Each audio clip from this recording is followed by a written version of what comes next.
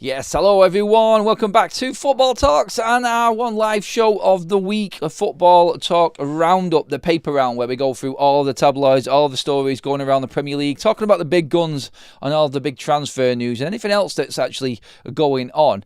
Today we're talking about that Alexander Isak situation, secret Zoom call with ARNIE Slot, and the most Spursy transfer event ever in transfer history. Oh my God, Gibbs White. What a U-turn, what a turnaround that has turned out to be on that one. We're talking about that. We're talking about Diaz moving from Liverpool to Bayern Munich and then funding the Alexander Isak move for Liverpool. Is the season over if they do get Liverpool? Is it already over? Is anybody going to get anywhere near Liverpool right now? Is the signing of Gyökeres the difference for Arsenal as well? We're going to talk about all of that, but let's get into the obvious first of all. Newcastle fans as well, you get into the chat and talk to me. It looks like your favourites to sign Benjamin Sesko at the moment. I have just been talking on Forever United TV, not ruling out Manchester United. Of course, we could still come in and take Benjamin Sesko, but we'll get to that in a moment. The big one, though, the one that everybody's talking about. I went out to have some breakfast at a local pub near us yesterday, and I could hear the barman talking about, and he's a Liverpool fan, I could hear the barman talking about the transfers with a customer that was at the counter asking, like, what do you reckon? What's happening with this? Have you heard anything? And then I heard the name Isak, and I was like, right, okay, let's just tune in a little bit here. Let's listen to what Liverpool fans are actually saying. Well, we're just talking here at the moment. It's like, if we go in and make this bid, and if we actually approach Newcastle, then the deal is on. Eddie Howe apparently has given up. This is what they were talking about. Has given up on Isak. He wants him out. There's even some rumours that the Newcastle players don't like Isak. Then Eddie Howe came out in his press conference yesterday, didn't he, and said that obviously he's a likeable character in the dressing room. He's a big character for Newcastle United. Christ tonight, he's the best player. He's one of the top 5 strikers in the world right now. You need this man. The reported fee, though, is the interesting thing with this. Before we get on to the secret calls and everything, reportedly around about the £150 million mark now. Like, come on.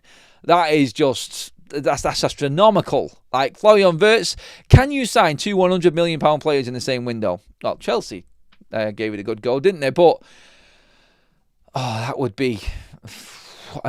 Someone did a tweet the other day, and I've seen the tweet. The most impressive and most mind-blowing transfer window ever by one club. If they signed Isak and, for God's sake, they're after Mark Gehi as well, then that would be the best window ever. And you can't argue with the players that they bought in. Yeah, the money that's been spent is mind-blowing. But still, the players that have come in, you have got an absolutely awesome setup there. If you're a Liverpool fan, you are literally licking your lips right now, aren't you? Apart from getting battered by AC Milan yesterday, Liverpool, what happened there? My mate Craig over on Anfield Agenda, I've seen the tweets coming out afterwards. Let's not forget, results mean nothing. Yeah, everyone says that when we lose.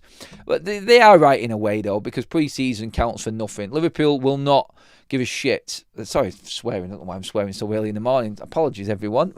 But Liverpool really won't care one iota about what is happening in pre-season. Like, honestly, pre-season friendlies, results, they really don't count. I agree on that one. I think anybody with a sensible football brain would look at Liverpool losing to AC Milan and go, yeah, don't matter. They're still going to go out there and beat. Is it Bournemouth I think they've got on the opening game? I'm pretty certain it is Bournemouth. Is it Bournemouth or Brentford? I can't remember which one it is. Sorry if I've got it wrong, but I think they'll still go out and destroy as expected, because they're a team that are programmed to play when it matters. If you add Alexander Isak to that, and the story today, or the story going around last night, was that Alexander Isak and ARNIE Slot, I'll find the story and read it out to you now actually, have had conversations, private conversations that nobody knows about. Well, we do know about it because obviously we've found out.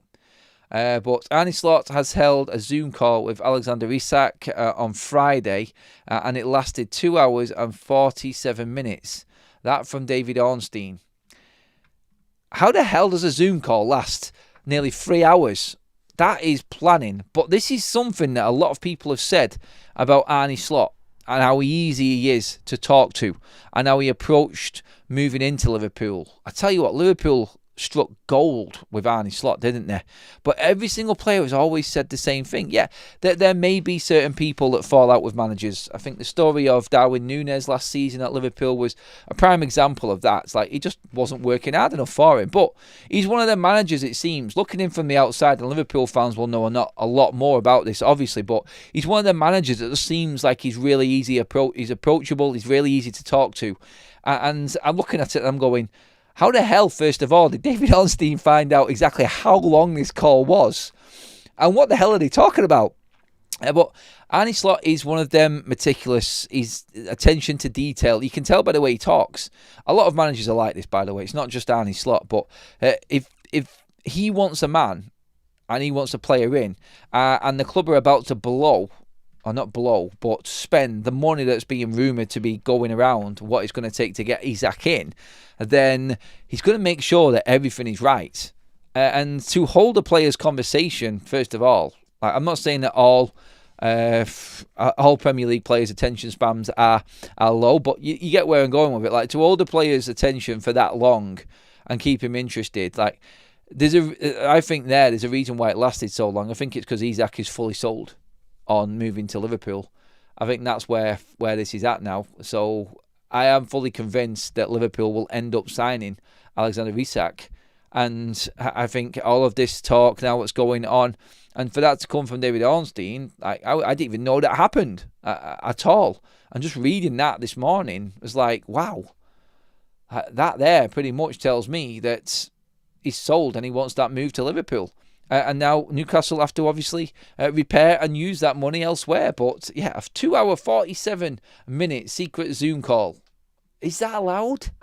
If Ornstein's reporting that, first of all, are Liverpool not going to get in a little bit of trouble for that happening?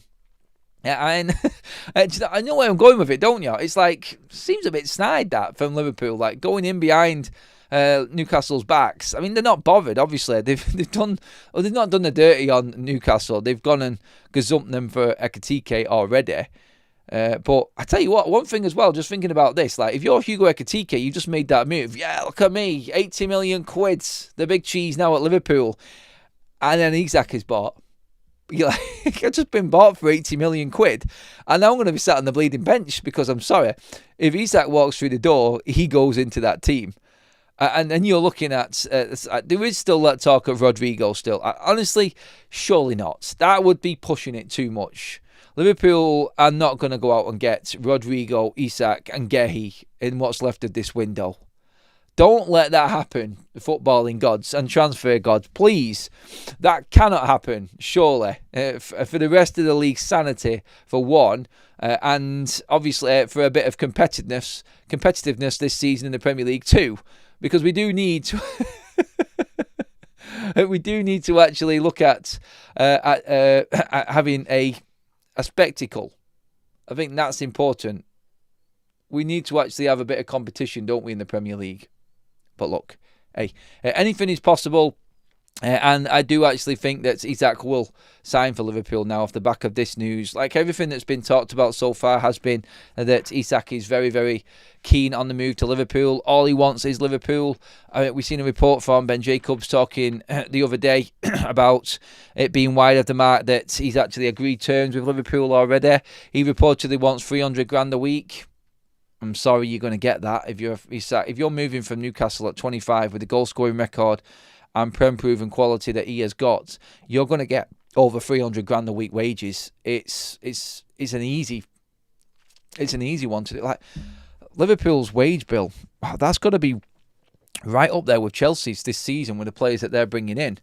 But when you look at the situation with Liverpool right now and what they're doing and what they're competing in and the competitions that they're fighting for, it's easy money. It is easy money, and it sounds stupid to say that. So we broke it down with the Florian Wirtz deal and what it's costing Liverpool a season. Approximately 40 million a season it's costing Liverpool to finance the transfer of Florian Wirtz. Isak's going to be more than that. And so effectively, Newcastle are paying, I reckon, if they bought Isak, Newcastle are going to be paying in the region of 100 million for the next 5 seasons. Near enough 100 million for the next 5 seasons if this Isak deal comes off for the likes of Isak and Florian Wirtz. That's crazy, isn't it? That's absolute mind-blowing money. You're talking about installments and how easy it is to afford players. The fact that them two players alone are going to be costing, with the wages and what's involved and the transfer installments, over 100 million, or around about 100 million a season for the next 5 years for just them two players. That's a different level of transfer business, isn't it? Let's get into the comments on this one. And let's get talking, because we're going to move on to how they make it happen in a minute, because there is a big update on the Luis Diaz situation which has come out. So Marcel LFC says, I can see I'm being given some minutes off the left, serious talent. I'm taking that's a young lad that we don't know about. Rio, and is that Gumhoa? I think, is it a silent N on that one? I've not heard of him, to be honest, mates, but we'll have to look up on that and take your word for it. Liverpool getting overstaffed. Chelsea made this mistake. 2, Adam, with Liverpool buy all these players, they won't be able to play and might upset players wanting to play. I mean, yeah, you can always have too many chefs in the kitchen, and that can cause a problem. We've seen it before. I mean, as a United fan, I know I've seen Manchester United buy players on top of quality that we've already got, thinking we're going to be unstoppable. And it just didn't turn out that way. I think with Liverpool right now, it'll be interesting to see, because I've said this before on many of other shows and videos. ARNIE Slot is going to be fully judged now with his signings coming in. I mean, what a first transfer window, though.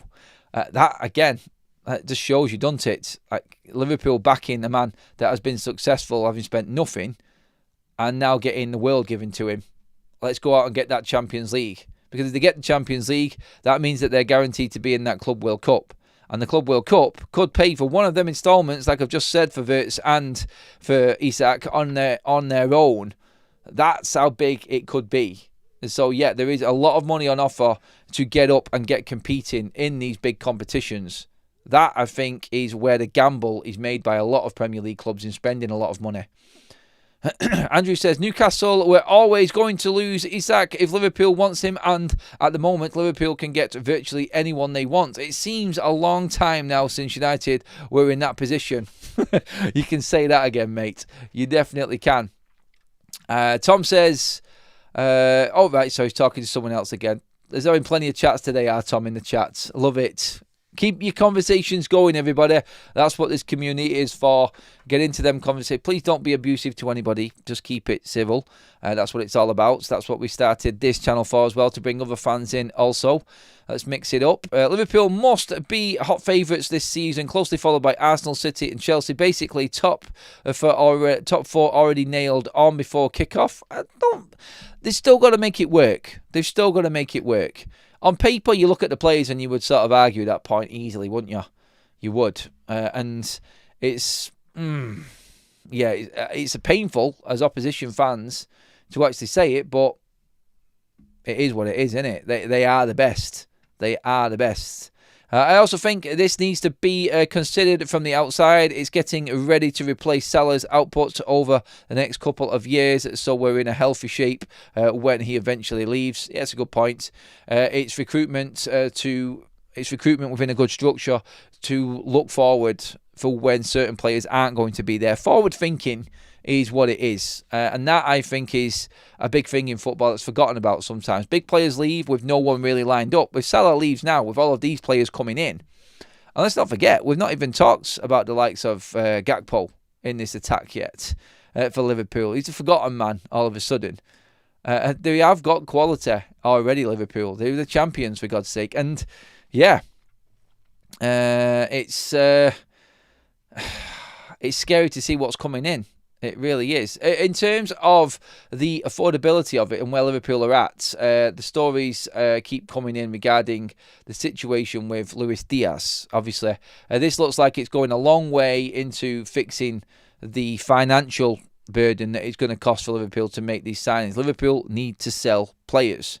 And that, I think, is going to be something that we see a lot of now over this next month. But Ben Jacobs tweeted out earlier on saying, understand Luis Diaz is getting close to a move to Bayern and likely for under 80 million euros. Still some work to do. Diaz heading to Tokyo with the rest of the Liverpool team, but an agreement with Bayern is not far off. So on their Asia tour, Diaz a part of that tour. Just goes to show that everything is amicable and organised at Liverpool, sadly, unlike some other clubs. And I mentioned some with leaving players back because they're just not wanted. Liverpool do seem to have everything in order. And Diaz, I think the last I seen was around about the, I think it was about the 65, 67 million pound mark for Diaz. That's not bad money for Luis Diaz. He's a good player. And yeah, you could say that that is going towards a lot of what Liverpool have already done, but that takes Liverpool's incomings in just, I think that's round about with, I think Gerald Kwanzaa went out, didn't it? And I think that makes it around about 90 million that Liverpool have brought in 2 players already though. So again there, when you look at it, they've nearly made the Florian Wirtz transfer with what they've actually brought in.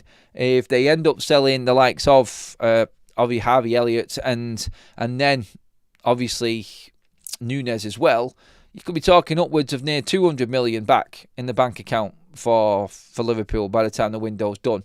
And all of a sudden, it brings down that massive spend, doesn't it? So, yeah, good. And let's not forget, Liverpool could get some 100% pure profit out of them deals as well, particularly Harvey Elliott, Kwanzaa. It was Kwanzaa an actual academy player? I think he was, wasn't he?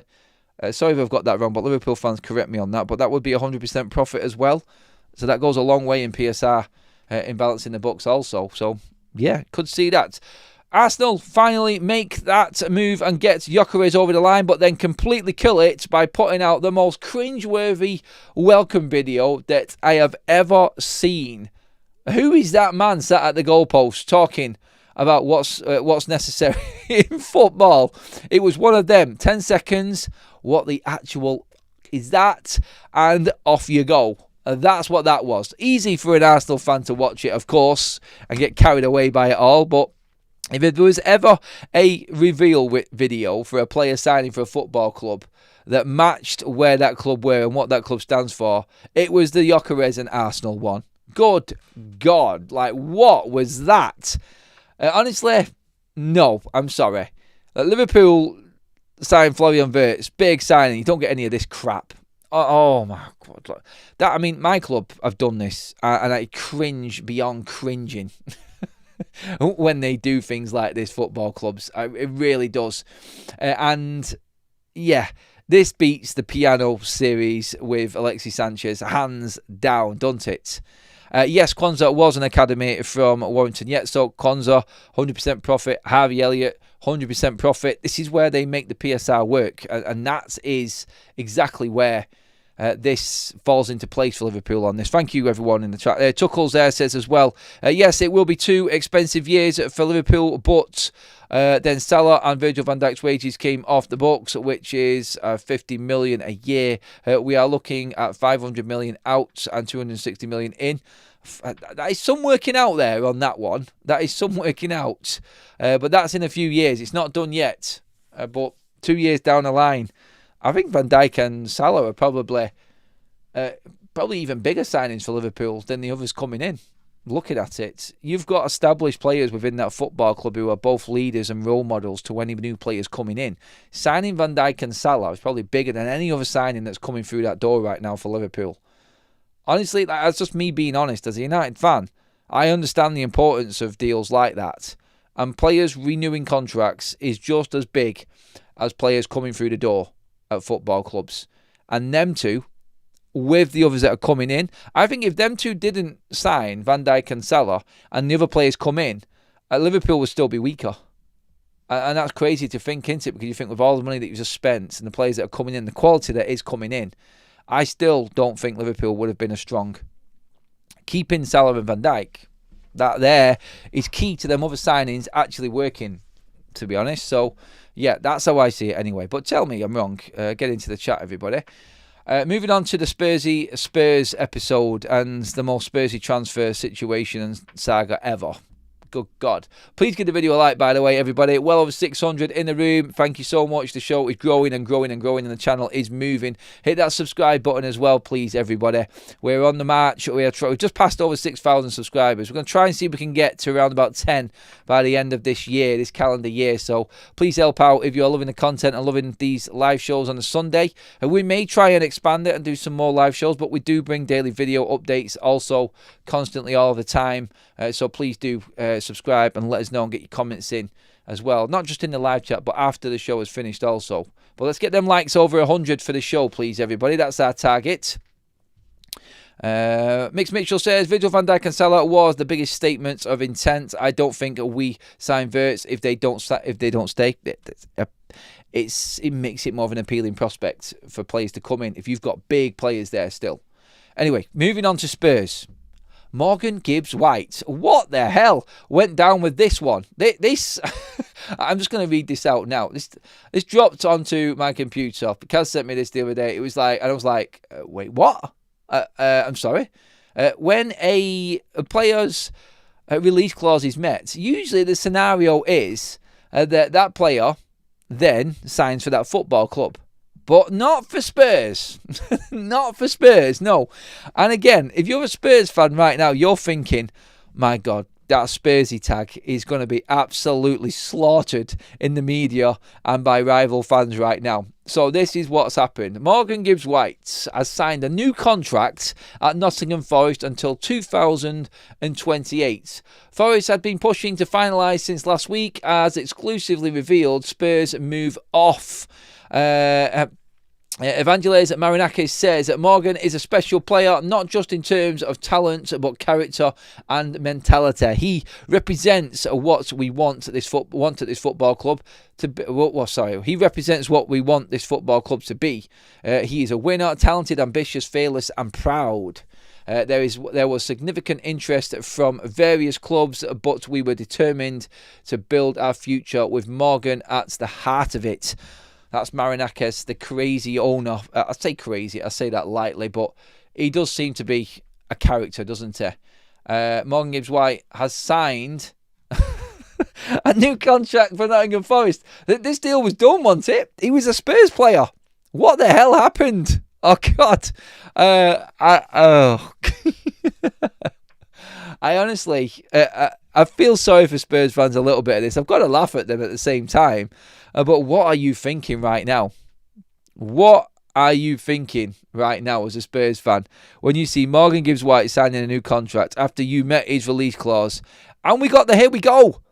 Fabrizio Romano got one wrong. We had a here we go from Romano. Only Spurs could have a here we go and it not happen. That there is the line of the summer so far. Spurs, here we go. Morgan Gibbs White. The one time that Romano's here we go doesn't actually come off, and the player actually signs a new contract for the club that he's at, that you were trying to sign him from.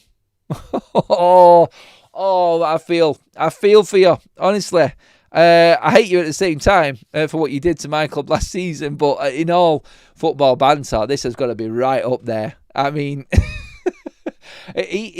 for one, the craziness of that ownership at Nottingham Forest, banning Gary Neville, what they've done there, that it usually is the protocol. Players would have their release clause met, and then that player would inevitably end up signing for that club. Not for Spurs. The deal is off, and this one is completely finalised. New contract, staying at Forest, and that keeps them a lot strong. And Spurs are stuck with, just one signing so far. Kudus being that one man. They would have looked reasonably strong there with Kudus and Gibbs White in their side. I was looking at them signings, relatively impressed by Spurs and their business that they've conducted there. So, yeah, I think with that, looking ahead, they would have been a decent threat going forward. I thought, you know what, that's all right, it's good business.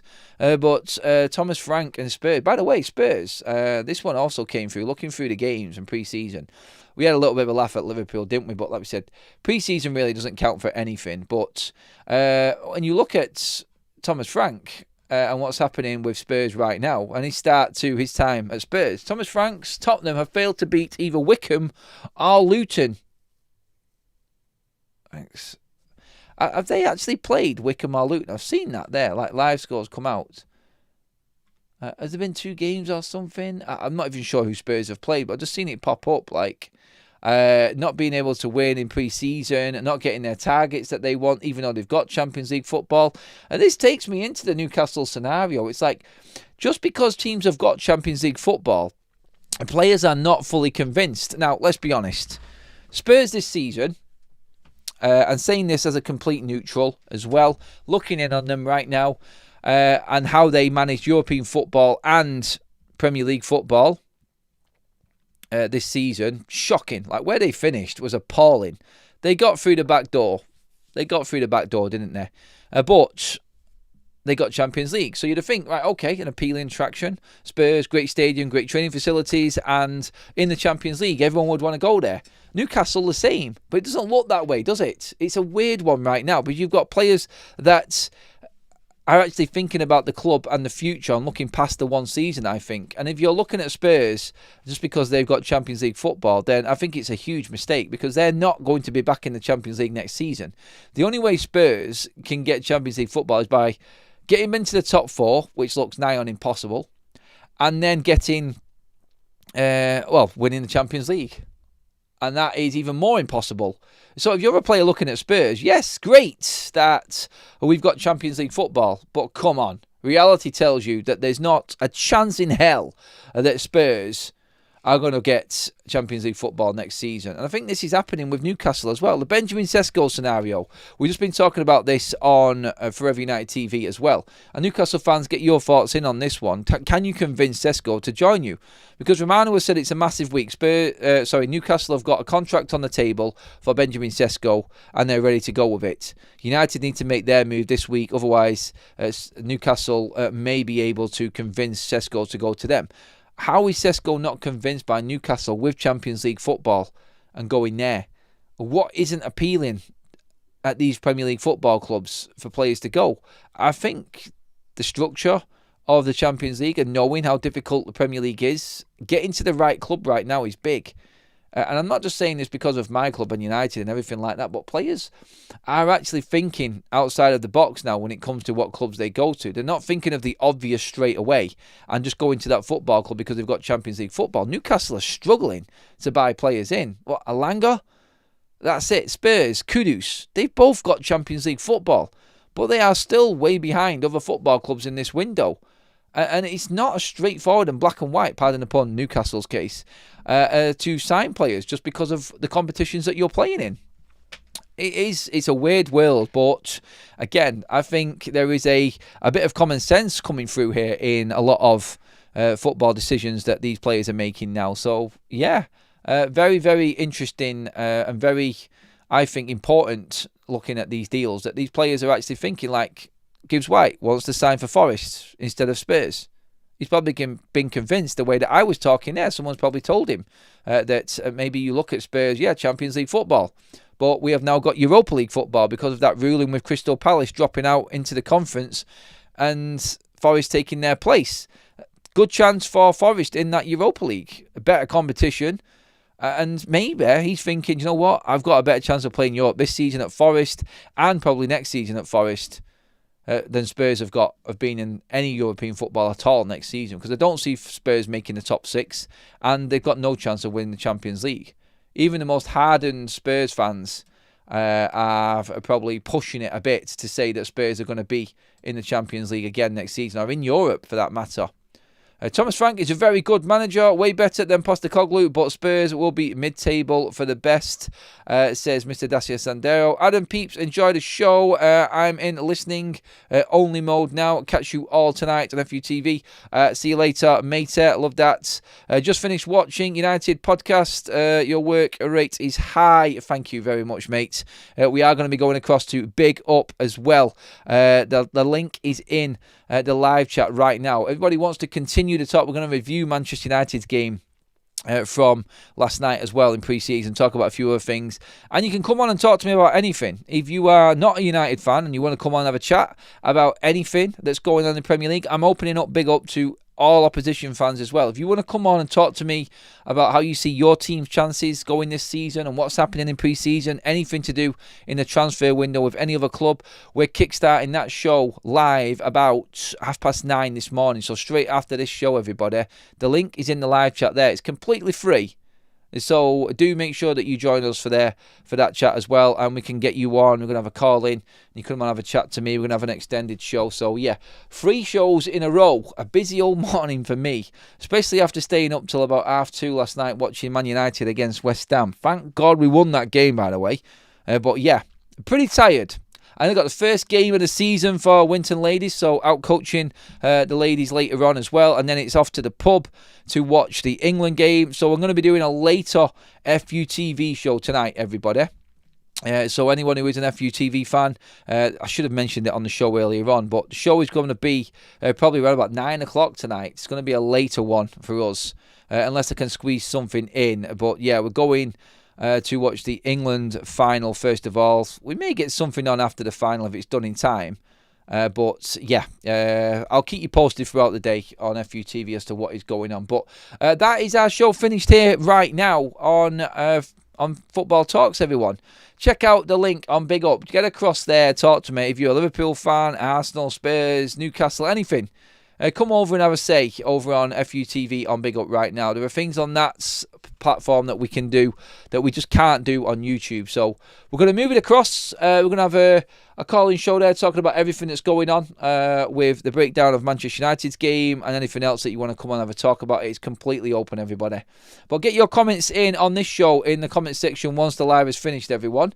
Thank you so much for all of your comments, participation in the show. We smashed over the 100 like mark easily there. It's getting bigger and bigger, and more people are joining in the live shows. Please pop a like on the video when it's finished, before it finishes even, or either, doesn't matter. And hit that subscribe button. Appreciate you all. You're absolutely amazing. Thank you. I'll see you over on Big Up in just a few moments' time, everybody. Cheers.